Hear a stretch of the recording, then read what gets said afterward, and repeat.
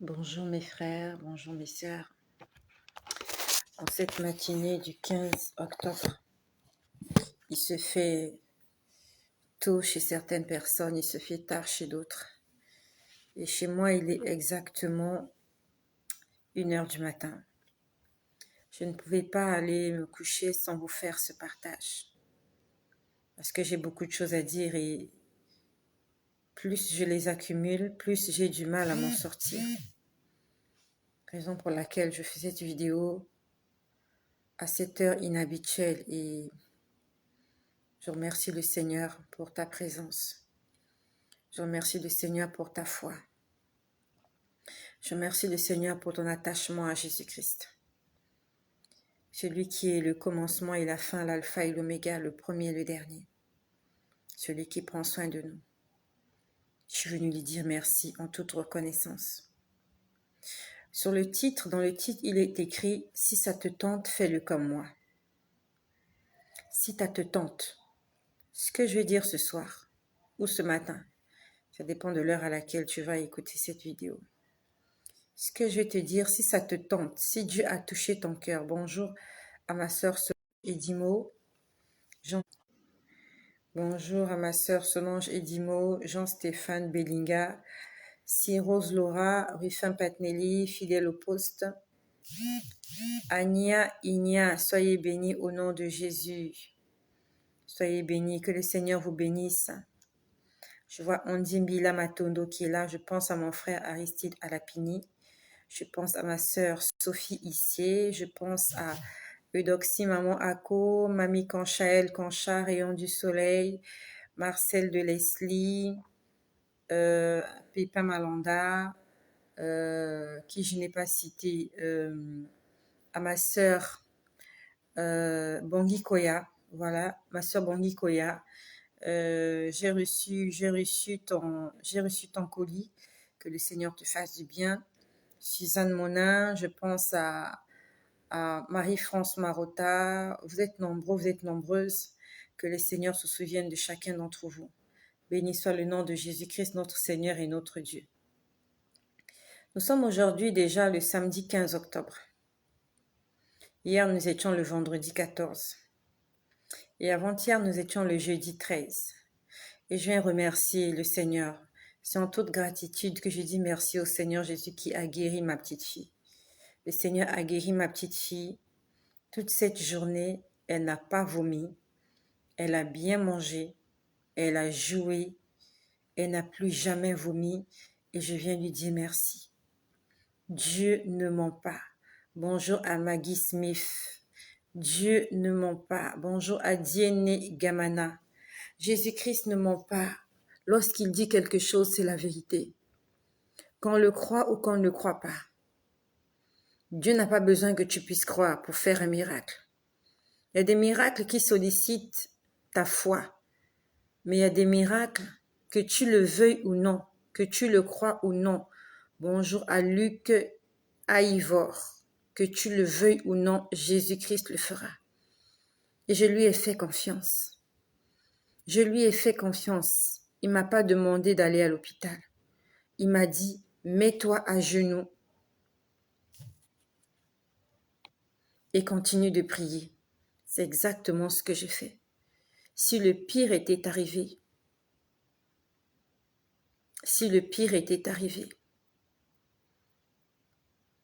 j'allais me remettre entre ses mains.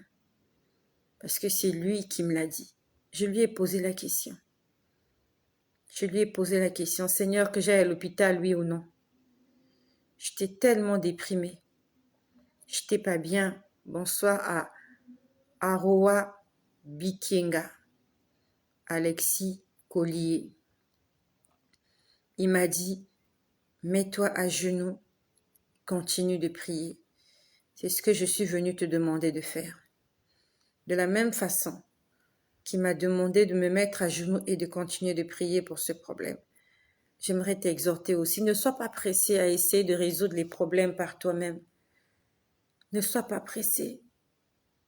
Moi aussi, j'étais tentée à aller à l'hôpital, comme tous les parents d'ailleurs. Et ce n'est pas une mauvaise chose.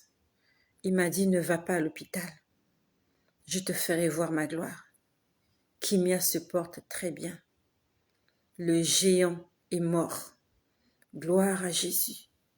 Gloire à Jésus. Gloire à Jésus-Christ. Pour beaucoup de personnes, ça va sembler anodin. Ça va sembler normal qu'un enfant soit guéri comme ça. Mais pour moi, je l'appelle le miracle. Parce que c'est moi qui ai été témoin de ces choses-là. Elle a perdu beaucoup de poids. À la limite, ses yeux même se sont enfoncés. Nous allons jeûner, ma sœur. Nous allons jeûner. Et si tu as envie de jeûner, n'attends pas que je t'invite. S'il y a quelque chose qui brûle dans ton cœur, si tu as envie de jeûner, tu peux jeûner. Tu peux jeûner. N'attends pas que je t'accompagne, pas forcément. Si ça brûle dans ton cœur, si Dieu met cette flamme et te demande de jeûner, tu peux jeûner et tu sais comment ça marche. Mais pour les jeunes, nous allons commencer, par la grâce du Seigneur, nous allons commencer mardi. Bon, je verrai comment nous allons faire. Mais bon, la semaine prochaine, nous allons commencer nos jeûnes comme d'habitude. Nous allons commencer notre jeûne la semaine prochaine, plus précisément quand. Je préfère me retenir, je ne dis pas encore un jour. Nous allons le faire. Et je bénis le Seigneur pour ma sœur qui est là présente, qui a participé aux 30 jours de prière, de jeûne et de prière que nous appelons le Kisle, et qui a été guérie de ces sécrétions qu'elle avait depuis 10 ans. Elle avait des sécrétions. Elle avait des écoulements dans les parties intimes. Et ça faisait 10 ans. Que le Seigneur te bénisse, ma sœur. Que le Seigneur se souvienne de tout ce que tu fais, des sacrifices que tu fais, de comment tu investis dans le ministère, en quoi tu crois. Que le Seigneur se souvienne de toi, ma sœur. Je vais taire ton nom, je vais garder ton anonymat. Je sais que tu es là, je suis en train de te lire. Que le Seigneur te fasse du bien. Et de la même façon que le Seigneur t'a guéri, ça veut dire que tu as reçu l'onction de la guérison. J'aimerais que tu t'exerces. Exerce cette onction-là. Lorsque quelqu'un est malade, surtout si c'est un petit enfant, prie pour ce petit enfant-là. Pour les grandes personnes, demande d'abord l'autorisation au Seigneur parce que la Bible nous dit de ne pas nous précipiter d'imposer les mains sur quelqu'un. Mais tu peux prier pour quelqu'un sans forcément lui imposer les mains. Tu peux tenir juste ses mains, pas forcément mettre tes mains sur sa tête. Ou tu peux prier pour quelqu'un même à distance. Tu n'es pas obligé de tenir la personne, mais tu peux prier pour quelqu'un, tu lèves juste la main au-dessus de sa tête comme ça et tu pries pour la personne. Donc, commence à t'exercer. Exerce-toi. C'est un ministère que Dieu t'a donné. Si Dieu t'a guéri d'une longue maladie, ça veut dire que tu as maintenant l'onction de guérison en toi. Donc, commence à t'exercer. Si quelqu'un dans ta maison est malade, prie pour la personne. Insiste. Prie. De la même façon que tu as prié avec ferveur pendant le Kisle, c'est comme ça. Moi, quand j'ai commencé à prier pour Kimia, j'ai pas vu de changement. Lundi, il n'y avait aucun changement. Mardi, c'était pire. Ça ne faisait que s'aggraver. Mais Dieu m'a dit, continue de prier. Et c'est ce que j'ai fait. J'ai prié, j'ai prié, j'ai prié jusqu'à ce que Dieu puisse agir. Donc, que le Seigneur nous donne la foi. Que le Seigneur nous aide à garder la foi. Ça, c'est pour ma sœur que le Seigneur a guéri cette année de ces écoulements-là qu'elle avait depuis 10 ans déjà. Je peux imaginer la joie dans ton cœur. Je peux imaginer le soulagement que tu as. Sache garder cette guérison. Garde cette guérison. Garde-la précieusement. Au nom de Jésus-Christ. Alors, j'étais en train de dire que, je crois que c'est ce que j'étais en train de dire, j'ai tellement parlé. J'étais en train de dire hier. Ce que je vous dire aujourd'hui, je l'ai vécu depuis hier. Non, pas hier, avant-hier, parce que nous sommes déjà samedi le 15. Bonsoir à Charlize RC. Nous sommes déjà samedi le 15. Hier, nous étions vendredi le 14. Donc, ça s'est passé le jeudi 13. Le jeudi 13, dans la nuit, je me suis mise à genoux. C'était le jeudi. Parce que c'est le jeudi que j'avais constaté que Kimia était guérie. C'est le jeudi soir qu'elle m'a demandé de lui faire le riz au lait. Pour la première fois, depuis lundi, elle a réclamé la nourriture. Elle voulait même pas sentir l'odeur de la nourriture. Même quand j'allais faire la cuisine, elle me disait « Ferme les portes parce que je n'ai pas envie de sentir l'odeur de la nourriture. » L'odeur de la nourriture, juste l'odeur la faisait vomir. Et ça me rappelait les symptômes que j'avais lorsque j'étais enceinte de sa grossesse. Je ne supportais pas les odeurs de cuisine, si bien que j'avais été forcée à prendre un cuisinier. C'était juste une brève parenthèse. Donc hier, je me suis mise à genoux au bord de mon lit. J'étais en train d'adorer le Seigneur. J'étais juste en train de l'adorer. Adorer le Seigneur, c'est quoi? C'est dire ce que Dieu est pour toi. Qu'est-ce que Dieu est pour toi? Psaume 23, l'Éternel est mon berger. Il est mon bouclier, il est ma force.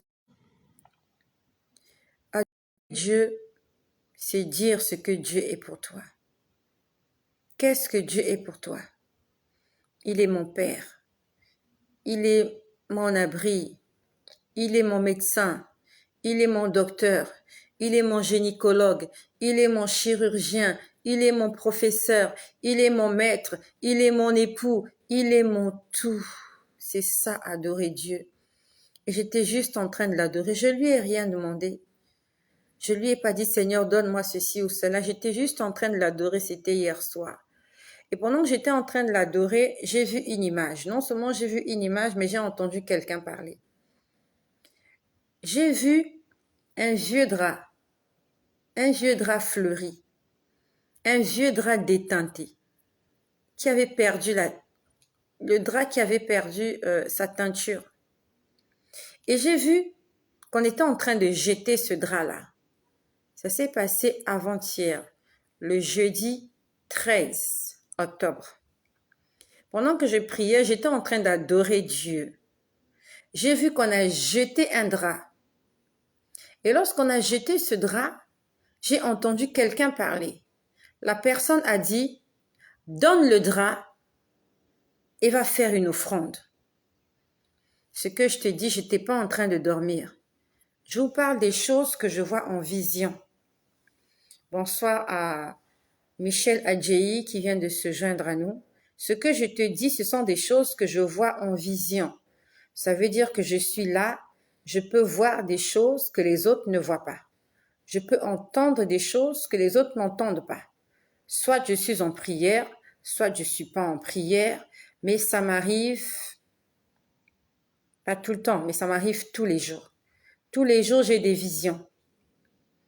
Et avant-hier, j'étais en train d'adorer le Seigneur et je suis venue te consoler. Bonsoir à Irène Zimmerli. Je te conseille, je t'exhorte à adorer le Seigneur. Il faut que de temps en temps, qu'on cesse de demander. Tu l'adores juste. Adore-le. Seigneur, tu es mon Dieu, tu es mon Créateur. Tu es celui qui m'a sauvé. Tu es celui qui fait battre mon cœur. Tu es celui qui veille sur ma famille, sur ma maison, sur mes enfants. Tu es le protecteur, tu es le gardien. Tu es le témoin fidèle. Tu es l'agneau immolé. Tu es mon Seigneur, tu es mon Sauveur. C'est ça, adorer le Seigneur. Et tu peux rester comme ça. Dis-lui juste, qu'est-ce qu'il est pour toi? Est-ce qu'il est ton ami? Est-ce qu'il est ton confident? Et j'étais juste là. Je disais, gloire à toi, Jésus. Gloire à toi, Jésus. Merci, Seigneur, merci. Merci. Je l'adorais, je le remerciais. J'ai entendu, donne le drap. Et donne le drap, fais une offrande. C'est ce que j'ai entendu. On m'a dit, fais une offrande. J'ai commencé à réfléchir. Je me suis dit, qu'est-ce que Dieu veut que je fasse? Et j'aimerais que ça devienne une habitude. Lorsque tu vois ou tu entends quelque chose, ou même que tu rêves quelque chose que tu n'as pas compris, pose la question à Dieu. Arrête d'abord ta prière. Arrête, ne continue pas. Parce que si tu continues, tu vas oublier. Arrête. Si Dieu te montre une image, arrête. Pose-lui la question, qu'est-ce que tu veux m'enseigner? Quel est le message que tu veux me donner? Reste tranquille et commence à poser la question. Dis, Seigneur, j'ai pas compris. Explique-moi. Dis-moi, qu'est-ce que tu veux que je fasse? Et le Seigneur m'a fait comprendre qu'il fallait que je donne une offrande. Beaucoup de gens vont être contre ce que je vais dire. Beaucoup de gens vont dire que Dieu n'a pas besoin de notre argent. Dieu a juste besoin de ton corps, que tu lui donnes ton cœur, que tu l'adores, que tu lui chantes des cantiques. Tout à l'heure, je vous ai dit comment il m'a enseigné hier dans Luc au chapitre 5. Comment il a fait le choix de ses disciples. C'était pas n'importe quel disciple. Et ses disciples n'ont pas fait des choses ordinaires, ils ont fait des choses extraordinaires. Nous avons lu dans Luc chapitre 5 comment Jésus a choisi Simon, Jacques, les fils de Zébédée. C'était au bord de ce lac à Génézareth. On en a parlé tout à l'heure. On en a parlé tout à l'heure au lac de Génézareth où il y avait une foule qui voulait écouter la parole de Dieu. Et Jésus s'est servi de la barque de Simon. Donc il a demandé à Simon quelque chose qui lui appartenait. On va dire que Simon a prêté à Jésus sa barque. Simon a utilisé sa barque pour permettre à Jésus d'annoncer la bonne nouvelle. Et en retour, Dieu l'a béni. Nous avons lu cette histoire, la pêche miraculeuse. Hier, non, c'était pas, oui, c'était hier. Oui, c'était hier. Non, avant-hier. Avant-hier, Dieu m'a dit, fais une offrande. Au départ, j'ai vu un drap qu'on avait jeté. Vous voyez, c'est comme, je sais pas comment je vais expliquer. On a jeté un drap. Je prends l'exemple, j'ai une pochette qui est là. À supposer que le drap, c'est ça. C'était un drap fleuri. Ça avait la couleur jaune et ça avait perdu son éclat. Je pouvais voir, il y avait des motifs sur ce drap. Mais vraiment, ça avait perdu son éclat. On a pris le drap, on a fait comme ça. Voilà, on a fait comme ça. On a vraiment jeté le drap par terre. Et j'ai entendu, donne le drap. Après, j'ai entendu, fais une offrande. Quelque chose comme ça, fais l'offrande. Ou donne l'offrande, quelque chose comme ça. Donc, j'ai commencé à poser la question, qu'est-ce que Dieu voulait que je fasse? J'ai commencé à réfléchir, c'est quoi le drap? À quoi sert le drap? On utilise le drap pour couvrir son lit. Et le lit, c'est l'endroit du repos. Le lit, c'est aussi l'intimité d'un couple. Donc, Dieu était en train de me demander de renouveler une alliance. Ça peut être le synonyme d'une alliance qui s'est déteint. Quand les draps sont vieux, ceux qui ont des moyens, bien sûr, ils changent le drap, surtout quand c'est le lit conjugal. Si tu veux épater ton époux, si tu veux épater ton mari, tu mets des beaux draps. Les hommes aiment ça. Quand il vient dans la chambre, il y a de beaux draps, de nouveaux draps. Ça lui donne envie de dormir dans ton lit. Mais lorsque tes draps sont vieux, fatigués et déteints, mets-toi à la place de l'autre. Ça lui donne pas franchement envie de dormir sur ce lit. Et pour certaines femmes qui m'écoutent, lorsque ton mari va en voyage, quand tu reviens, tu as envie qu'il trouve la maison rénovée. Tu as envie de lui présenter autre chose que ce qu'il a l'habitude de voir. Et beaucoup plus, ça se passe dans la chambre conjugale. Tu changes l'été, tu changes les traversins, tu améliores la chambre, tu fais quelque chose comme ça. Lorsqu'il va entrer, il va sentir quelque chose. Là, je suis en train de parler aux femmes mariées, aux hommes mariés. Et je sais que tous, lorsque nous rentrons de voyage ou quand nous rentrons le soir, on veut trouver la chambre en état, bien rangée. Et ça, j'aime bien. Moi, j'aime lorsqu'on j'entre dans la chambre, le lit est dressé. Ça, c'est quelque chose, je suis maniaque là-dessus. Vraiment, j'ai horreur d'entrer dans une chambre et de trouver des draps froissés. Donc Dieu était en train de me dire, jette le drap. Le drap est déjà déteint. C'est comme si Dieu me disait, renouvelle quelque chose. J'ai envie de voir quelque chose de nouveau. Au départ, j'ai pas compris quand il m'a dit, donne le drap. Il n'a pas dit jette le drap, il a dit donne le drap. Mais lorsqu'il a dit donne le drap, moi j'ai vu qu'on était en train de jeter un drap par terre. Et ce drap-là, quand je l'ai vu déteint, honnêtement, ça me donnait vraiment pas envie. Je suis en train de parler des choses que je vois en vision. Alors j'ai compris que Dieu voulait que je renouvelle une alliance avec lui. Et cette alliance, on la renouvelle en changeant les draps. Il s'agit des draps spirituels. Et comment on change les draps spirituels? En faisant une offrande. Dieu peut te demander de faire une offrande. Dieu n'est pas contre les offrandes. Quand nous lisons dans la Bible, il y a beaucoup de nos patriarches, beaucoup de nos pères dans la Bible qui ont fait des offrandes à Dieu et Dieu n'a jamais refusé ces offrandes-là. David a voulu construire un temple à Dieu.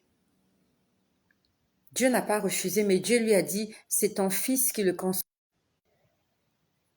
Lorsque l'ange de l'Éternel est venu apparaître à Gédéon et l'a appelé vaillant guerrier, Gédéon a demandé à l'ange de l'Éternel d'attendre qu'il aille pour faire une offrande. L'ange de l'Éternel est resté là, attendre l'offrande de Gédéon. Lorsque notre père Abraham était assis sous les chênes de Mamré, il était en train de prendre de l'air, sous une chaleur, je suppose, extraordinaire. Lorsqu'il voit 3 personnes s'approcher d'eux, il les a pas laissés partir comme ça. Il a invité ces 3 personnes et il a demandé à sa femme Sarah de faire à manger. C'était une façon de donner une offrande. Il s'est sacrifié. Et c'est lorsqu'il a fait ces choses-là que ces hommes-là lui ont ouvert leur cœur, qui lui ont dit qu'ils étaient en train d'aller détruire Sodome et Gomorrhe.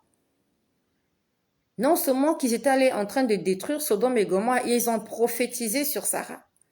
Et ils ont dit que l'année prochaine, à la même période, ta femme Sarah sera enceinte. Pourquoi? Parce que Abraham avait fait une offrande. Dieu peut te demander de faire une offrande. Dieu peut te demander de donner de l'argent à quelqu'un. Dieu peut te demander d'investir dans un ministère. Et il n'y a rien de contre cela. Donc, je l'ai entendu hier ou avant-hier, je ne sais même plus. C'était avant-hier. Parce que nous sommes déjà samedi. Et hier vendredi, après que j'ai fini de vous faire le partage sur Luc chapitre 5, ça s'est passé hier en début, à midi. J'ai fait ce partage hier à midi. On a lu Luc chapitre 5 et j'aimerais te dire d'aimer ce livre-là. Dieu va utiliser la Bible pour te parler. Si tu ne lis pas la Bible, il y a beaucoup de choses que tu ne sauras pas. Peut-être que Dieu a envie de t'envoyer un message, mais tu es derrière les prophètes, tu es derrière les réseaux sociaux, alors que Dieu veut juste que tu lises la Bible parce qu'il a quelque chose à te transmettre. Lis ta Bible, mon ami. Lis-la matin, midi, soir. Ou lis-la matin, soir. Mais ce qui est sûr, c'est que la Bible nous dit, Josué indique, médite-la jour et nuit. S'il fait jour, tu lis ta Bible, tu la médites. S'il fait nuit, tu lis ta Bible, tu la médites. Nous sommes dans Luc chapitre 5, à partir du verset 12. Le titre, c'est « Le lépreux ». Le Seigneur m'a dit avant-hier, fais une offrande. J'avais compris qu'il fallait que je fasse une offrande. Mais hier, après avoir fait la vidéo, j'ai pris la Bible, j'ai continué à lire Luc chapitre 5 avant de m'endormir. Ça, c'était tout à l'heure là. Hier, je crois qu'il était 10 heures. Luc chapitre 5 à partir du verset 12. Si quelqu'un peut l'écrire pour que tu ne l'oublies pas. Faut pas que tu puisses dire que je suis en train d'inventer des histoires qui n'existent nulle part. J'aimerais que quelqu'un écrive Luc chapitre 5 à partir du verset 12. Someone, est-ce qu'il y a quelqu'un qui peut m'aider? Est-ce qu'il y a quelqu'un qui peut m'aider en écrivant Luc chapitre 5 à partir du verset 12? Merci ma sœur Solange.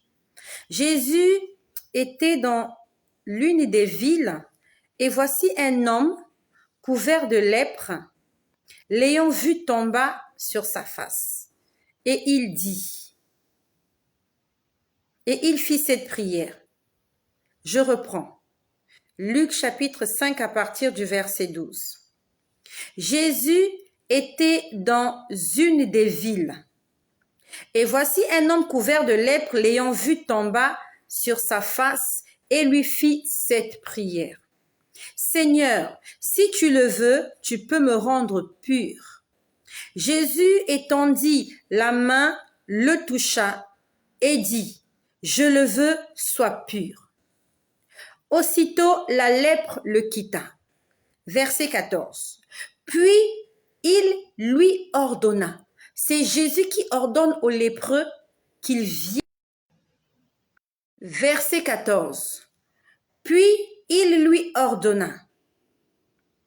C'est Jésus qui ordonne aux lépreux qu'ils viennent de guérir, de n'en parler à personne, mais, dit-il, va te montrer au sacrificateur et offre pour ta purification ce que Moïse a prescrit, afin que cela leur serve de témoignage. Donc Jésus, il guérit un lépreux. C'est pas Jésus qui allait vers le lépreux. C'est le lépreux qui allait vers Jésus. Et il a dit à Jésus, Maître, Seigneur, si tu le veux, tu peux me rendre pur. On dit que Jésus posa sa main sur lui et à la minute, il fut guéri. Et Jésus lui demande d'aller voir les sacrificateurs et de faire une offrande. Il a dit, offre. Il a dit, va te montrer au sacrificateur. Le sacrificateur, c'est comme le pasteur. C'est comme l'homme de Dieu. Il a dit, va te montrer au sacrificateur et offre pour ta purification ce que Moïse a prescrit afin que cela leur serve de témoignage. Donc, Jésus demande à ce lépreux d'aller faire une offrande, tout en sachant que les lépreux, c'est un malade. Il est malade, il est rejeté par la société, parce qu'en ce temps-là, quand vous avez la lèpre, vous êtes mis de côté. Vous ne pouvez pas avoir accès, vous ne pouvez pas avoir de contact avec les gens qui sont purs, qui sont saints. Et tu ne peux pas travailler. Il n'avait pas de gagne-pain, il n'avait pas de travail. C'était un homme malade. Et Jésus demande à cet homme qui n'a aucune rémunération, qui ne travaille nulle part, qui n'a pas de salaire, qui n'a pas de revenus, qui n'a peut-être pas de maison, il lui dit, va faire une offrande auprès du sacrificateur. Quand j'ai lu ce verset hier, j'ai compris, en fait, la confirmation que Dieu voulait que je fasse une offrande parce qu'il venait de guérir ma fille. Ma fille était malade depuis lundi. Tout ce qu'elle mangeait, elle le vomissait. Elle ne supportait pas la nourriture. Même pas la nourriture, même l'eau, elle ne supportait pas dans son organisme. Le Seigneur a guéri ma fille et je lui suis reconnaissante. Avant-hier, il m'a dit, fais une offrande. Hier, il me l'a confirmé dans le livre de Luc au chapitre 5 à partir du verset 12, où lorsqu'il a guéri le lépreux, il dit au lépreux, va faire l'offrande comme Moïse l'a prescrit. J'ai compris que Dieu confirmait que c'est lui qui m'avait parlé et qu'il fallait que je fasse cette offrande. Beaucoup de gens diront, oui, ça c'est la nouvelle alliance avec Jésus, voilà, dans l'ancienne alliance. Je vais te ramener dans l'ancienne alliance parce que Dieu ne fait pas les choses au hasard. J'ai toujours dit qu'en même temps, je lis l'Ancien Testament, je lis le Nouveau Testament. Le matin, je lis l'Ancien, à midi ou le soir, je lis le Nouveau Testament. Donc, je suis en train de naviguer entre Luc et Exode. Et ce que je vais te lire là dans Exode, ça fait à peine quelques jours que je l'ai lu. Nous sommes dans Exode au chapitre 25. Les enfants d'Israël sont sortis d'Égypte. Ils sont dans le désert. Ils sont dans le désert. Nous sommes dans Exode au chapitre 25. Il est écrit ceci, à partir du verset 1. L'Éternel parla à Moïse et dit, c'est Dieu qui parle à Moïse, et dit, parle aux enfants d'Israël, qu'il m'apporte une offrande. Dieu demande aux enfants d'Israël d'apporter une offrande. Est-ce que Dieu en avait vraiment besoin? Notre Dieu a toute la richesse qu'il puisse avoir. Est-ce qu'il a besoin de ton argent? Est-ce qu'il a besoin de tes biens? C'est la question qu'on se pose. Est-ce que Dieu a besoin de ces choses-là? Pas forcément. Mais il veut utiliser ces choses-là pour sa gloire. De la même façon que Jésus a prié Simon de lui prêter sa barque, de s'éloigner un peu du large parce qu'il voulait parler au peuple, de la même façon, Dieu peut te demander de faire quelque chose pour sa gloire. Jésus a demandé aux lépreux de faire une offrande et d'aller le faire au temple auprès des sacrificateurs. Ici, dans l'Ancien Testament, c'est Dieu qui demande à Moïse d'aller parler aux enfants d'Israël et de dire qu'il m'apporte une offrande. Vous la recevrez pour moi de tout homme qui la fera de bon cœur. Tu peux le lire dans le livre de Exode au chapitre 25. Écris le Exode 25.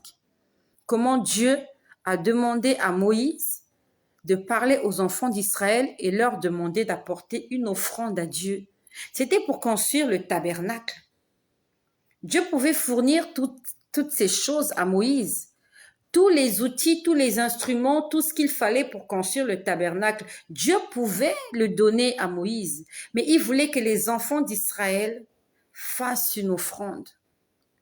Donc nous verrons, il y a beaucoup de choses. Il a dit apporter de l'or, de l'argent, de l'airain, de l'étoffe, de pourpre en cramoisi, du fin loin, de poils de chèvre, des peaux, des béliers. Dieu leur a demandé beaucoup de choses pour construire le tabernacle. Donc ça peut arriver que Dieu te demande de faire une offrande. Si Dieu te demande de faire une offrande, ne dis pas que c'est le diable. C'est Dieu. Et hier, il me l'a confirmé. Il m'a dit, fais une offrande. Exode 25. Dieu demande aux enfants d'Israël de faire une offrande. Luc chapitre 5, à partir du verset 12. Jésus demande à un lépreux, à un gars qui n'a pas de sous, à un mendiant, d'aller faire une offrande. Si ce lépreux-là a pu faire une offrande, toi aussi tu peux faire une offrande. Je ne te demande pas de faire ton offrande auprès de moi. Je n'ai pas besoin de ton offrande. Et par la même occasion, je prie et je bénis le Seigneur pour toutes les personnes qui ont sémé dans ce ministère. Si Dieu a touché ton cœur, merci pour toutes les personnes qui ont sémé dans ce ministère, pour que j'ai toujours la connexion Internet malgré les difficultés que je suis en train de traverser. Mais si Dieu touche ton cœur, allez faire une offrande dans un orphelinat, dans une église, n'hésite pas de le faire. Et quand je l'ai lu, j'ai la confirmation que Dieu voulait vraiment que je fasse une offrande pour sceller la guérison de ma fille, pour changer les draps. Il voulait que j'achète de nouveaux draps. Ce sont des draps spirituels. Afin que lorsque l'époux rentre de voyage, qu'il vient à la maison, il ouvre la porte de la chambre, il voit quelque chose de nouveau. Une intimité rénovée. Les choses anciennes sont passées. Voici, toutes choses sont devenues nouvelles.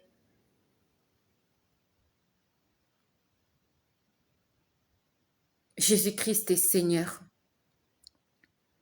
Et je me suis assoupie, je me suis allongée, j'étais en prière. J'étais en prière. Ça s'est passé tout à l'heure dans la journée. J'étais en prière. C'était... non, ça c'était l'après-midi, voilà. C'était l'après-midi déjà. J'avais fini de vaquer à mes occupations. J'étais en prière. Et je m'étais dit que j'allais partir en fait. Je m'étais dit, je vais aller au culte. Nous avons un culte tous les vendredis soirs dans mon église locale. Donc, je m'étais dit que j'allais partir au culte et que j'allais faire mon offrande. Donc, je m'assoupis. Et quand je m'assoupis, je me retrouve dans un supermarché. Je m'assoupis, je me retrouve dans un supermarché. J'entre dans ce supermarché, il n'y avait pas beaucoup de gens dans ce supermarché. Il n'y avait pas beaucoup de gens. Je suis dans ce supermarché et je suis attirée par des boîtes de lait, des grosses boîtes de lait. Et c'était pas du tout cher, ces boîtes de lait-là. En temps normal, ces boîtes de lait-là, ça coûte 10 €. Ça coûte 10 €. Mais moi, quand je vois les boîtes de lait, ça coûtait à peine 1 €. maximum 2 euros. Et il y a quelque chose qui me dit que toutes les boîtes de lait qui sont là, on a baissé les prix pour moi. Donc, il y a quelque chose qui me dit que toutes les boîtes de lait qui sont dans ce supermarché, tu peux les acheter. On a baissé les prix pour que toi, tu fasses des réserves. Et je cherchais un chariot, je cherchais un caddie, parce que je ne pouvais pas porter les boîtes de lait. Et la boîte de lait en question, la boîte était de couleur bleue. Et le bleu, pour moi, par expérience, c'est la couleur de la sainteté. C'est la couleur de la pureté, le bleu. Et ces boîtes de lait étaient bleues. Et c'était maximum 1 euro, sinon maximum 2 euros, sinon 1,50 €. Donc, je cherche un caddie pour mettre les boîtes de lait. Quelque chose me disait que toutes les boîtes de lait de 1 euro là, c'était pour moi. Ils avaient baissé les tarifs pour moi. Donc, des choses qui coûtaient 10 euros, on a baissé ça parce que moi, Estelle, je devais acheter, avoir toute cette réserve-là chez moi. C'est ce que je pouvais comprendre.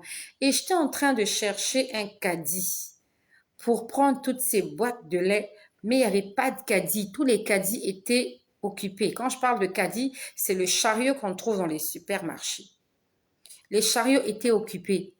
Mais je savais que j'étais dans ce supermarché pour prendre toutes les boîtes de lait. Donc, ça veut dire que toutes les boîtes de lait qui étaient là, c'était pour moi. Et le magasin était expressément vide pour que moi, je profite de ces soldes-là.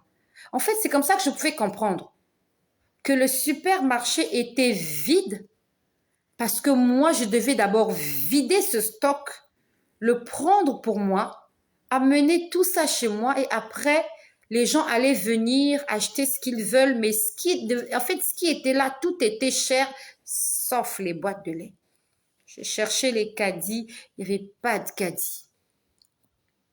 Il n'y avait pas de chariot. Je me suis dit, mais comment je vais faire pour amener toutes ces boîtes de lait? Comment je vais faire pour les amener à la caisse? Paf! J'ouvre mes yeux, je comprends pas. En fait, je comprends, mais je comprends pas. Je sais que le lait, c'est la parole de Dieu. La Bible nous dit, désirez comme des enfants nouveau-nés, le lait spirituel, voilà, nous connaissons le lait spirituel, c'est la parole de Dieu. Alors, je me mets à me poser la question, Seigneur, qu'est-ce que tu veux m'enseigner? Ça s'est passé cet après-midi. Qu'est-ce que tu veux m'enseigner? Après, j'entends quelqu'un me dire que, à part moi, il y a aussi mes serviteurs. C'est ce que j'ai entendu. À part moi, il y a aussi mes serviteurs. Donc, ça veut dire que je peux faire mon offrande auprès d'un serviteur de Dieu. Et le serviteur de Dieu le plus immédiat, en fait, c'est mon père spirituel, c'est mon pasteur. C'est comme si Dieu me disait, fais une offrande auprès de ton père spirituel.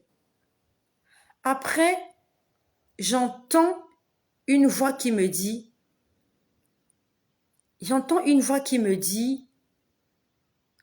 reçois la santé nationale, quelque chose comme ça.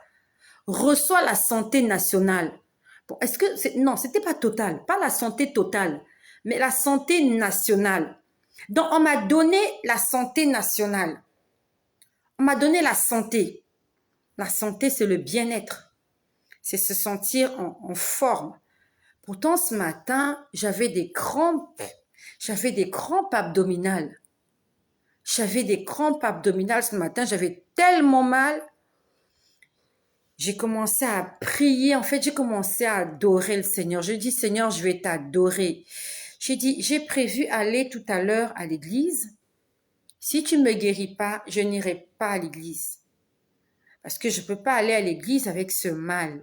Donc, j'étais dans la cuisine, j'étais en train de faire la cuisine, j'avais mal, j'avais des crampes abdominales, ça tourné dans mon ventre, ça serrait, ça faisait très mal. Et c'est avec beaucoup de peine et difficulté que j'ai fait la cuisine. Mais au fur et à mesure que j'adorais le Seigneur, je commençais à me sentir bien. J'adorais le Seigneur. Je commençais à me sentir bien. Je faisais que l'adorer. Je lui ai pas dit Seigneur, guéris-moi. Je lui ai juste dit, si je me sens toujours mal, je n'irai pas à l'église cet après-midi. Parce que je peux pas aller comme ça. Et j'ai commencé à l'adorer. Oh mon Dieu, tu es mon bouclier, tu es ma forteresse, tu es mon roi. J'étais là devant les casseroles, devant la gazinière. Et au fur et à mesure que je l'adorais, j'ai senti le mal était en train de disparaître. Le mal était en train de disparaître. En fait, Dieu voulait que je fasse cette offrande aujourd'hui. Et l'après-midi, il m'a dit, reçois la santé nationale. Honnêtement, c'est comme ça que j'ai entendu. Je sais que pour beaucoup de gens, ça ne veut rien dire santé nationale. Ça n'existe pas. Santé, oui. On sait ce que c'est que la santé. Nationale, on sait ce que c'est. Mais une santé nationale, ça ne se dit pas. C'est comme ça on me dit, reçois la santé pour la nation. Honnêtement, j'ai pas trop compris, mais je l'ai pris pour moi. J'ai dit santé, je prends. National, je prends. Quand on dit national, ça dit que c'est pour tout l'État, c'est tout un pays. On n'a pas dit santé départementale, on n'a pas dit santé sectorielle, on a dit nationale. Ça veut dire que c'est un tout. J'ai pris. Après, j'ai entendu reçois la double bénédiction. Quelque chose comme ça. Reçois la double bénédiction. Je l'ai entendu audiblement. C'est comme si on me jetait des choses. Je sais pas, j'ai du mal à expliquer. C'est comme si on vous jetait des boules de basket, des boules de tennis. On a dit, reçois la santé nationale. En fait, en esprit, j'ai dit, je le prends. Après, j'ai entendu, reçois la bénédiction double, quelque chose comme ça. Reçois la double bénédiction. J'ai dit, je le prends. Après, on me dit, lève-toi, va faire ton offrande à l'église. Je l'ai entendu cet après-midi. Et quand j'ai entendu la voix, j'ouvre les yeux, il était 4 heures de l'après-midi. Il était 16 heures. Il était 16 heures. Et c'est comme s'il y a quelque chose qui bouillonnait en moi. J'ai commencé à réciter. J'ai récité quoi? Quel psaume là? Je sais pas, j'avais l'impression qu'autour de moi, les gens priaient. Ça avait l'air vivant et fort. Notre Père qui es aux cieux, que ton nom soit sanctifié, quelque chose comme ça. Et je me lève avec ces boules de bénédiction comme on voit là. On m'a envoyé 2 boules. J'avais l'impression que c'était comme des bombes. On a dit santé nationale. Au fond du cœur, j'ai dit je prends. Après, j'ai entendu double bénédiction. J'ai dit je prends. Après, on m'a dit allez, lève-toi, va faire ton offrande à l'église. Et je saute du lit. Vraiment, je saute du lit. J'ai l'impression qu'autour de moi, les gens sont en train de prier et j'entre dans ce truc, je commence à dire, notre Père qui es aux cieux, que ton nom soit sanctifié, que ton règne vienne. C'était vivant, c'était fort. C'était ça, en fait. C'était ça. Ça a l'air surnaturel, ça a l'air irréel, mais c'est ça ce que j'ai vécu. Et ce soir, je suis allée. J'ai fait mon offrande. J'ai pris de l'argent. J'ai mis dans une enveloppe. Je suis allée mettre dans le panier, là où c'était écrit dîme. Dans le panier des offrandes ordinaires, j'ai mis aussi un peu. Dans le panier des actions de grâce, j'ai mis aussi un peu d'argent. Et j'ai mis de l'argent dans l'enveloppe. Je suis allée déposer là où c'est écrit dîme. Parce qu'on a dit, il faut donner à mon serviteur. Et je sais que la dîme, c'est la part du sacrificateur. Le sacrificateur dans l'église, c'est le pasteur. Si j'avais mis dans le panier des offrandes, ce ne serait pas la même chose. Mais quand j'ai mis dans dîme, ils vont remettre cela au pasteur. Et je sais que si il est conduit par Dieu, et je sais qu'il est conduit par Dieu, lorsqu'il va prendre cette dîme, il va prier. C'est moi qui l'ai fait. Et j'ai pas besoin qu'il sache que c'est moi qui l'ai fait. Dieu dans le ciel, il sait que j'ai fait une offrande pour renouveler une alliance, une offrande pour changer les draps qui sont déteints, qui sont fatigués, une offrande d'action de grâce. Et après, je pouvais voir j'ai vu comme une pierre. J'ai vu comme une pierre. Et sur cette pierre, il y avait des grains de sable. Et on a pris du scotch. On a pris du scotch. On était en train de cacher les imperfections de la pierre. Je prends l'exemple. Ça, c'est mon téléphone. Imaginons que c'est une pierre. Une pierre. Et c'était une pierre, ça avait une forme assez spéciale. C'était pas une pierre ronde. C'était une pierre qui avait la forme d'un trapèze. Une pierre claire. Pierre. P-I-E 2-R-E. Et je vois cette pierre avec on va dire, l'espace n'était pas lisse. La pierre n'était pas lisse. Cette pierre était rugueuse. J'espère que tu comprends ce que je veux dire. Donc, lorsque tu passes ta main sur la surface de la pierre, tu sens que c'est pas lisse en fait. Et j'ai vu quelqu'un avec du scotch, du gros scotch. La personne a commencé à scotcher la pierre. On mettait du scotch sur la pierre. La pierre avait une forme trapèze. Et j'avais l'impression que cette pierre avait la lèpre. Ne me pose pas la question comment j'ai eu cette impression, mais c'est venu comme ça. Que c'est comme si ce qu'il y avait sur la pierre, c'était de la lèpre. Et on a pris le scotch, on était en train de cacher la lèpre, les imperfections, pour que la surface devienne lisse. Et ça m'a rappelé l'histoire avec le lépreux. Comment Jésus a guéri le lépreux et il lui a dit, va faire l'offrande. Donc Dieu était en train de me révéler qu'il y avait une lèpre dans ma maison, peut-être dans mon corps, je n'en sais rien, mais cette surface qui était rugueuse, cette surface qui était blessante, Dieu l'a lissée. Il a passé du scotch dessus. Donc je voyais en passer et du scotch. Nous savons que le scotch, lorsque vous passez du scotch sur quelque chose, ça devient lisse. Parce que le scotch, il est lisse. On était en train de scotcher cette pierre-là. C'était une pierre blanche. On la scotchait, on la scotchait. Et la partie qu'on scotchait, c'était pas tout. C'était juste la partie un peu pointue de la pierre. Si j'avais préparé cette vidéo, j'allais vous faire un dessin de cette pierre. Mais j'ai pas préparé cette vidéo. J'ai même pas écrit ce que je suis en train de vous dire. Je suis juste en train de vous relater ce dont je me souviens. Donc, j'ai compris que Dieu a fait, pas que j'ai compris. Dieu a fait un miracle. Dieu a fait un miracle. Et la lèpre, nous savons que la lèpre, c'est une maladie qui tue. La lèpre, elle est contagieuse. Et Dieu a étouffé cette lèpre-là.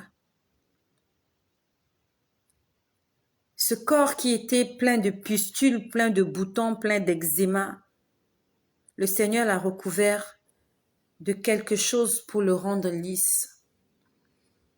Non seulement le Seigneur a guéri, mais le Seigneur a béni. Il m'a donné une double bénédiction. Je n'ai rien vu. Je n'ai rien vu, mais j'ai entendu. Reçois la double bénédiction. J'étais dans ce supermarché où les boîtes de lait avaient été soldées à cause de moi. Ça signifie simplement que les choses qui étaient difficiles à acquérir, à avoir dans un avenir proche, Dieu mettra à disposition. Il deviendra facile. Ce qui était impossible deviendra possible. les choses que je ne peux pas m'acheter, des choses que je ne peux pas faire, je pourrais le faire. Pas à moitié, mais en totalité. Parce que toutes les boîtes de lait dans le supermarché, toutes les boîtes de lait de couleur bleue étaient à 1 € et c'était pour moi. C'était pour moi. Et j'avais l'impression que le magasin était presque fermé. Il n'y avait pas beaucoup de gens. Ça veut dire que j'avais la possibilité de prendre tout le stock de boîtes de lait. Je ne suis pas parfaite. J'ai des manquements, j'ai des lacunes, j'ai des défauts. Je ne suis pas sainte. Mais j'essaie juste d'obéir à la voix de Dieu. C'est tout ce que je sais faire. J'essaie de lui faire connaître mes problèmes. Et quand j'ai besoin de lui, je me mets là au bord de mon lit, je pleure et je l'appelle. Je fais des efforts pour lui obéir. Et il le sait. Je fais des efforts pour m'éloigner de tout ce qui peut être pour moi une occasion de chute. Il le sait. Il m'a fait des promesses. Il y en a d'autres qui se sont réalisées, il y en a d'autres qui ne se sont pas réalisées. Mais il m'a dit continue de prier et fais-moi confiance. Et c'est ce que je sais. Et c'est ce que je fais. Là où il m'emmène, je connais une petite partie. Il m'a montré un petit chemin de là où il m'amène. Mais il ne m'a pas tout montré. Au-delà de mon histoire avec Jésus, de mon cheminement avec lui, je sais qu'il me réserve un avenir merveilleux. Il me l'a dit cette année. Je me rappelle bien ce jour-là. J'étais à mon travail quand je travaillais encore. Il m'a dit, tes lendemains seront meilleurs. Et depuis qu'il a dit, rien ne s'est amélioré. Je ne suis pas venue douter de cette parole. Je suis juste venue dire que je crois en cette parole. Même si les choses ne vont pas comme je le veux, j'ai l'impression que les choses vont de mal en pire. Pourtant, il m'a dit que j'aurais un avenir merveilleux. Je continue de lui faire confiance. Parce qu'il m'a dit qu'il ne sait pas mentir. Il n'a jamais menti, c'est ce qu'il m'a dit. Et je crois en cela. Ma prière est qu'il m'aide à garder la foi. Parce que ce que je suis en train de vivre va à l'encontre de certaines choses qu'il m'a promises. Je prie que le Seigneur m'aide à garder la foi. Que je ne me fie pas à ce que mes yeux voient, mais que je m'accroche à toutes les promesses qu'il m'a faites. Et qu'en moments difficiles, dans les moments difficiles, que je sache lui rappeler juste ses promesses, que je ne me plaigne plus. Il m'a dit ne te plains plus. Comment ne pas me plaindre, Seigneur? Comment on fait pour ne pas se plaindre? Aide-moi à ne plus me plaindre. Je ne sais pas comment on fait. Je ne sais pas comment ça se fait de ne pas se plaindre. Je vais lui rappeler ses promesses et ce soir je lui rappelle, Seigneur, tu m'as dit, crois au Seigneur Jésus, tu seras sauvé, toi et toute ta famille. Seigneur, j'aimerais que ma famille soit sauvée. Tous mes enfants, tous mes frères, tous mes sœurs, toutes les personnes qui m'entourent. J'aimerais, Seigneur, par ce ministère, que tu guérisses, que tu fasses du bien à beaucoup de gens, que tu sauves, que tu restaures des vies. Seigneur, tu m'as promis un avenir merveilleux. J'y crois, même si je ne vois pas encore le bout du tunnel. Mais je te fais confiance. Parce qu'actuellement, je n'ai personne d'autre que toi. Je n'ai plus rien. Tu m'as dépouillé. Tu m'as tout enlevé. Je n'ai plus de fierté. Il y a des gens qui peuvent encore compter sur leur salaire. Je n'ai plus de salaire. Il y a des gens qui comptent sur leurs économies. Je ne peux plus faire des économies. Je n'ai plus de travail. Il y a des gens qui comptent sur un crédit en banque qu'ils vont prendre. Je ne peux plus prendre de crédit en banque. Je ne suis plus crédible. Il y a des gens qui comptent sur leur travail, qui comptent sur leur père, qui comptent sur leur mère. Je n'en ai plus. Il y a des gens qui comptent sur leur époux. Je ne peux pas compter sur lui. Je ne peux pas compter sur mes enfants. Je ne peux compter sur personne. Sur cette terre, il n'y a personne sur qui je peux compter. Parce que le monde m'a déçu. Je suis une femme dépouillée. Ils m'ont dépouillée. Je n'ai plus de fierté. Je me remets à Dieu. Je me remets à Jésus. Comme Simon-Pierre. Il peut prendre ma barque et l'utiliser pour annoncer la bonne nouvelle, pour guérir, pour faire du bien à ceux qui en ont besoin. Parce que la barque que j'ai, c'est lui qui me l'a donnée. Lorsque je suis venue sur cette terre, je n'avais pas de barque. Je n'avais pas de vêtements. Je n'avais rien du tout. Tout ce que j'ai reçu, c'est lui qui me l'a donné. Et j'aimerais utiliser tout ce qu'il m'a donné pour sa gloire. Seigneur Jésus, je m'abandonne à toi. Seigneur, je m'abandonne à toi. Toi qui es le maître du souffle. Tu m'as dit que l'homme n'est pas maître de son souffle pour le retenir. Et j'ai été témoin de cela. Je n'ai pas pu ramener à la vie quelqu'un qui était mort, alors que j'avais la foi que je pouvais le faire. Il n'y a que toi, Seigneur, qui as le dernier mot. Tu as le dernier mot, Seigneur. Tu m'as dépouillé. Je suis devenu un arbre sec. Je suis un arbre sec. Et j'ai besoin de l'Éternel. J'ai besoin de Jésus pour continuer d'avancer. Je me livre totalement.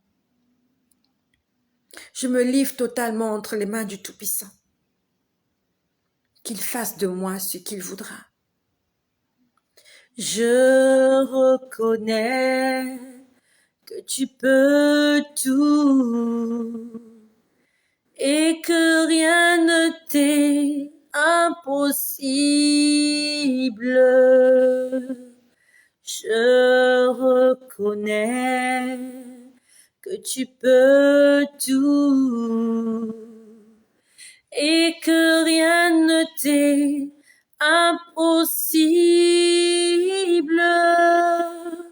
Seigneur, fais-moi voir ta gloire. Seigneur, fais-moi voir ta gloire.